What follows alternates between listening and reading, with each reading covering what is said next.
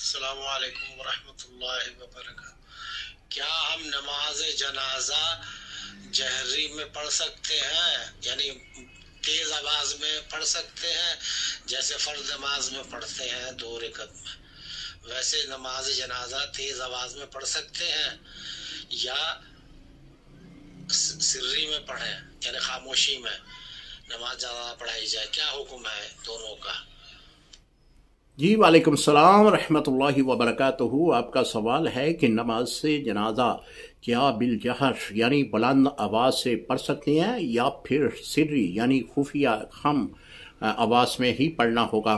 دیکھیں، اگر بلند آواز سے بھی نماز جنازہ کسی نے پڑھ لی ہے تو نماز جنازہ ہو جائے گی، لیکن عند الاناف اور امام اعظم ابو حنیفہ رحمۃ اللہ تعالی علیہ اور امام مالک رحمۃ اللہ تعالی علیہ، ان دونوں صاحبان کے نزدیک جو ہے وہ نماز جنازہ خفی یعنی کم آواز میں پڑھا جاتا ہے۔